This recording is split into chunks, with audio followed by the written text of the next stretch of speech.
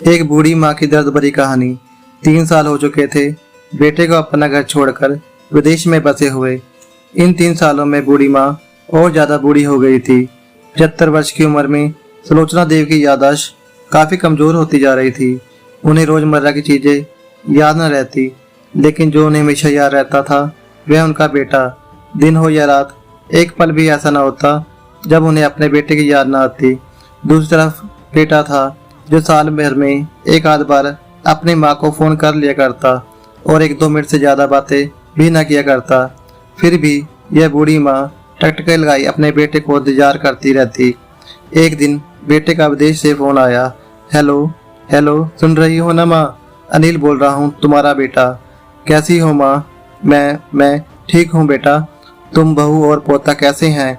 माँ ने पूछा। सब अच्छे हैं माँ, मैं अगले हफ्ते गांव आ रहा हूँ माँ तुम्हें लेने। अब हम साथ में ही लंदन में रहेंगे माँ। तुम्हारी बहू कह रही थी माँ को यहाँ लेकर आओ, बेचारी अकेली माँ परेशान होती होगी, बेटे ने कहा। माँ की बूढ़ी सुखी आंखें आंसुओं से भीग गई। उसके कमजोर शरीर के नरस में खुशी की लहर दौड़ पड़ी। बेटे और बहू का अपने प्रति प्रेम देखकर माँ का मन खुशी से भर आया। बेटे ने आगे कहा, माँ तैयार है ना माँ? मुझे ज्यादा दिन छुट्टियां नहीं है, जिससे जितने पैसे लेने हैं लेकर रखना। तब तक मैं प्रॉपर्टी डीलर से बात कर लेता हूँ घर के लिए। घर के लिए? माँ ने पूछा। हाँ माँ, गांव का घर हमें बेच देना पड़ेगा। अब हम साथ ही रहने वाले हैं, तो वहाँ घर रखने का कोई मतलब नहीं माँ, बेटे ने कहा। बुढ़ापे की वजह से ठीक से चलने में असक्षम माँ ने पूरे मोहल्ले में घूम घूम कर अपनी इस खुशखबरी को सबको सुनाया। सभी को खुशी हुई। सबको लगा माँ के आखिरी दिन अपने परिवार के साथ खुशी में बीत जाएंगे। घर वापस आकर माँ ने अपने घर के कोने कोने को ऐसे देखा जैसे वह अपने दूसरे बेटे को देख रही हो। देखे भी क्यों ना, उस घर को अपने बेटे से कम थोड़ी समझा था। अपने पति के साथ 40 साल ही तो बिताए थे, लेकिन अब मजबूरी थी। बुढ़ापे के आखिरी साल बेटे और बहू के साथ बिताना चाहती थी। दिल पर पत्थर रखकर घर बेचने के लिए माँ तैयार हो गई। आनन फानन में बेटे ने घर को आधे दाम पर बेच दिया।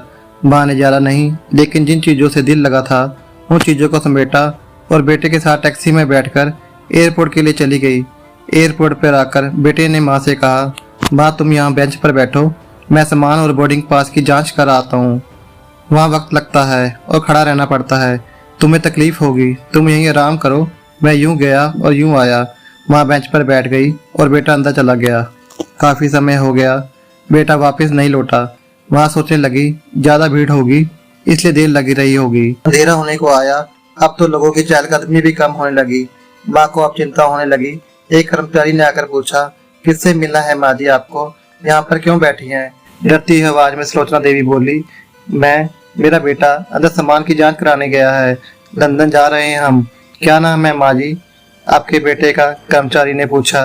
अनिल नाम है मेरे बेटे का, सुलोचना देवी ने बताया। कर्मचारी अंदर गया और थोड़ी देर बाद बाहर लौटा। उसने सुलोचना देवी से कहा, माँ जी लंदन जाने वाली फ्लाइट तो दोपहर में ही जा चुकी है और आपका बेटा भी उस फ्लाइट में बैठकर लंदन जा चुका है। अब आपके यहाँ बैठने का कोई मतलब नहीं है, आप भी अपने घर चली जाएं। क्या जा चुका है और मैं घर जाऊं? घर? माँ की आंखों में आंसुओं के सैलाब उठने लगे। जैसे जैसे माँ घर पहुंची, जो अब उसका था ही नहीं, बिक चुका था। वो वहीं बरामदे में तुलसी के पास सो गई। घर के मालिक को उस पर दे आई तो एक कमरा किराए पे उसको दे दिया।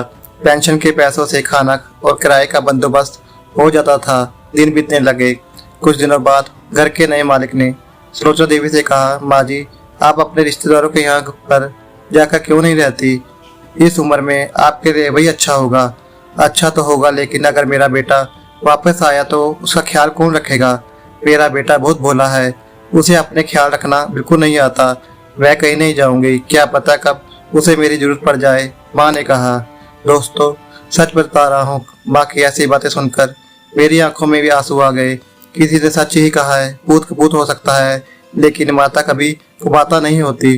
दोस्तों आप सभी से मेरा हाथ जोड़कर विनती करता हूँ, अपने माता पिता की जितनी हो सके सेवा करना, उनके साथ कभी बुरा बर्ताव न करना। अगर आपको ये वीडियो अच्छी लगी हो तो वीडियो को जरूर लाइक करें और कमेंट बॉक्स में अपने विचार दें और चैनल को जरूर सब्सक्राइब कर दें। तो मिलते हैं अगली वीडियो में, जब तक अपना ख्याल रखना। धन्यवाद दोस्तों।